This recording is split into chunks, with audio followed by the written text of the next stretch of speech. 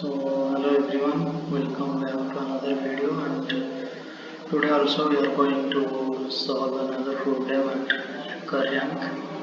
So this problem is quite easy, and it has given also the hints that we are going to use here to solve this problem. So this is a numpy operation. If you know numpy, then it will be easy for you. If you don't know, then it's okay. A numpy is just like it's like a constructor of matrices or arrays, or it's a substitute list, right?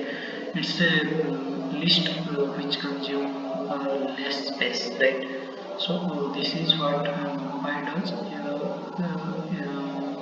When you will, if you don't know, then when you will study numpy, or when you will go into libraries of Python and check numpy, then you will get to understand. So let's try to solve this problem. So here we are, it's specified the operation that we're going to use this sum. The sum tool returns the sum array elements over a given axis, right?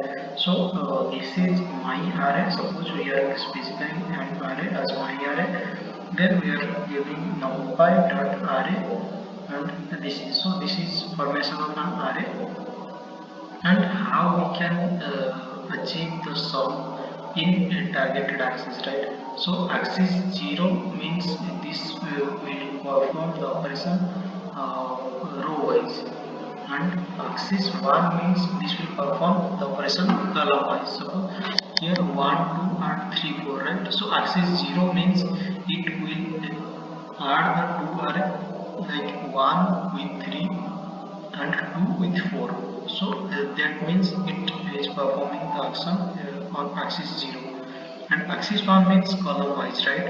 So this 1 with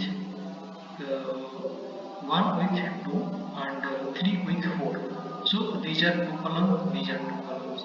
So I mean these are value in one column and these are value in one column. So you just you can see here the example of sum, and similarly the product also we have to specify the axis. If axis is known, then it will multiply everything, and will make the output as the result. So basically we are given a 2D array with dimensions of n into m. Your task is to perform sum 2 over axis 0 and then find the product of that result. So basically we will be given the size of one array and the number of output we are going to provide, and after that we have to make it an array and then find the sum, and when we will find the sum, the result will be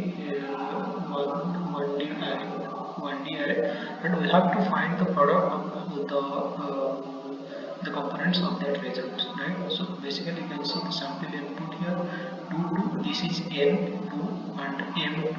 So basically we are going to enter n elements and n lines and m separated values, right? So we are going to 0 1, that is within range 2, and m separated lines, like 1 and 2. So basically we can input here two values and only two arrays, right? So the sum of axis 0 is 4 and 6, and we have to find the product of 6 into 4, this is 24, right? So basically the code is here. We have to input numpy, and it's already given there. So then we will specify n and m, like here we have to take n and m, and we are using here map function. We are taking the data type as integer, like whatever the value we will provide there, it should be of int type, and here we are taking the input by input function and splitting it into two, like we are taking space separated values, right?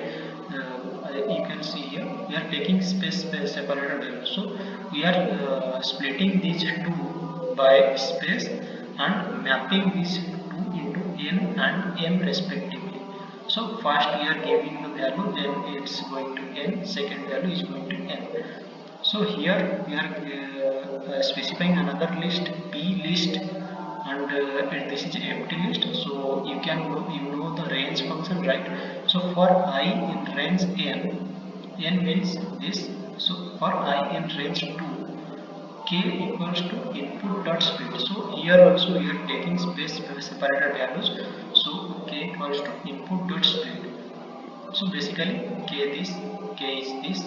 So within this much range, within 2 range, we have to take input by separated by space. So and then the input we just split it out, we have to append that to this list, right? So when we will split, it will convert into one list, right?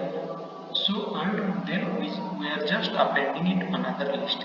So first let's say we just take 1 2, then it will become a list of 1 and 2, and then this 1 2 list will append to this list, and then it will be a resultant list. So suppose here n is 2, so here 2 lists will be inside this list, and we are specifying a variable for this array, and this f is a numpy array.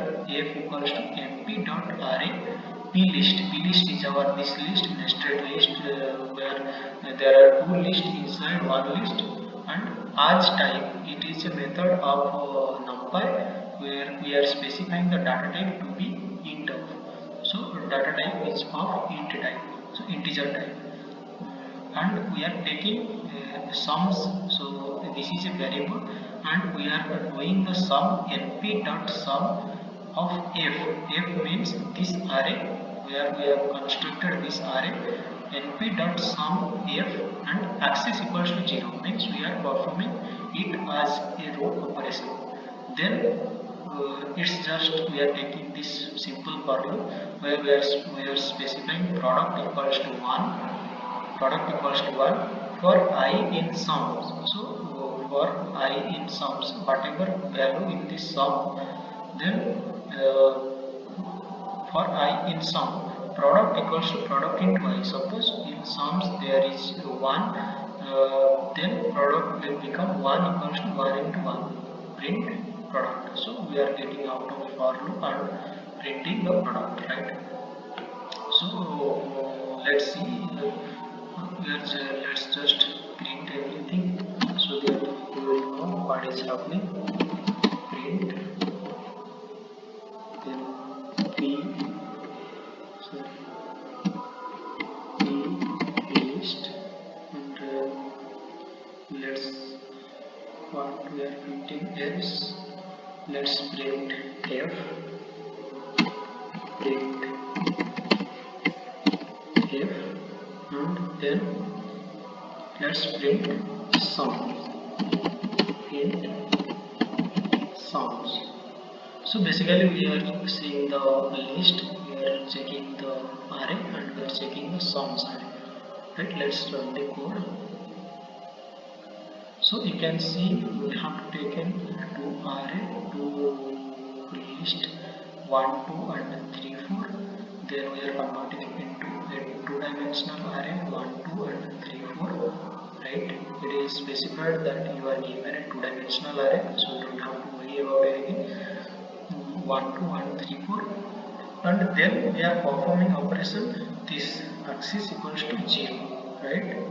So 3 1 4 and 4 to 6, right? So this become 4 and 6, this is a 1D array, and 4 and 6, then we find the product of these two terms 6 and 4, that is 21. So you understood the explanation, right? Let's delete these things, and let's delete these things so that our output will be as expected. Let's run this code, and you can see sample test has 0. We have given the input, and the output is here. So let's submit this code. Actually I have already submitted because I have already solved this problem. I was just explaining. So you can see here the hidden test case, all are 2D array, so you don't have to worry about anything. But in case here it's a 3D array, and but in case if this is actually designed according to the output, right? But in case we are doing it outside, this might fail because here we have taken an m value, right? But we have not specified anything about m here. It's just that whatever the value of m is, you cannot enter value more than the size of m. Suppose we have 3 m equals to 3 here, so we cannot enter here 4 1, right? So this is what m per, but as this is we are just doing according to the output, so we don't need m here, and you can see this program here. So I hope you understand. So let's meet in the next video with another problem. Till then, practice, and I hope this will help you. So thank you for watching.